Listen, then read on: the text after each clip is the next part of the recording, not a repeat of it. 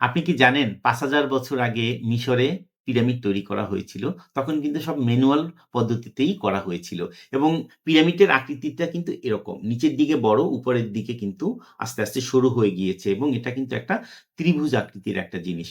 তো ভারতের মহারাষ্ট্রেও কিন্তু একটা তাদের একটা ধর্মীয় অনুষ্ঠানে তাদের একটা খেলা আছে যেটাকে বলা হয় দেহি হান্ডি।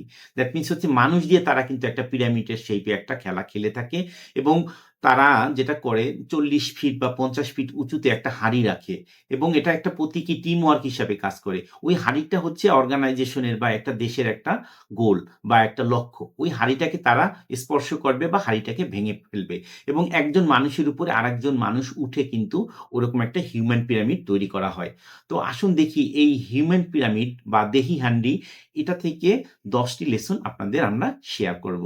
তো এটাকে বলা হয় যে secret of the winning team.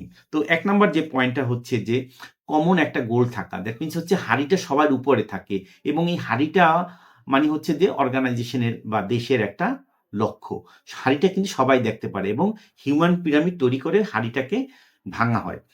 Number ২ হচ্ছে দলের সদস্যের উপরে কিন্তু আপনার বিশ্বাস রাখতে হবে। আদারওয়াইজ আপনি কিন্তু প্রতি মুহূর্তেই ভাবতে থাকবেন যে আপনি হয়তোবা পড়ে যাচ্ছেন, পড়ে যাচ্ছেন।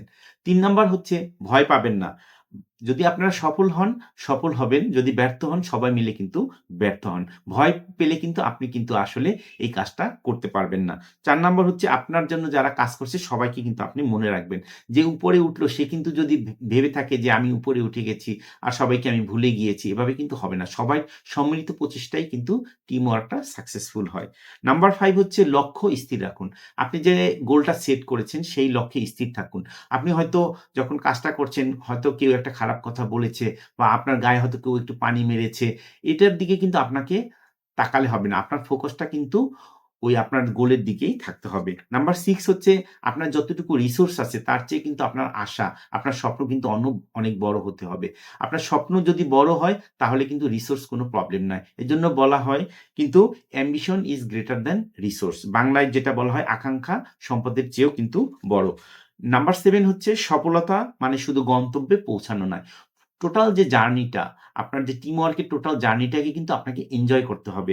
শুধু আপনি যে রিস্ক করে ওই হাঁড়িটাকে ভেঙে ফেললেন এটাই কিন্তু আসলে আপনার টার্গেট নয়। আপনাকে কিন্তু এনজয় করতে হবে। এবং নাম্বার ৮ হচ্ছে গঠনমূলক মতবাদকে কিন্তু আপনাকে অবশ্যই স্বাগত জানাতে হবে। কনস্ট্রাকটিভ ফিডব্যাক মানে একে অপরের ভুল ত্রুটি এবং সমস্যাগুলোকে চিহ্নিত করে দেওয়া এবং ইমপ্রুভমেন্ট অপরচুনিটি দেখানো।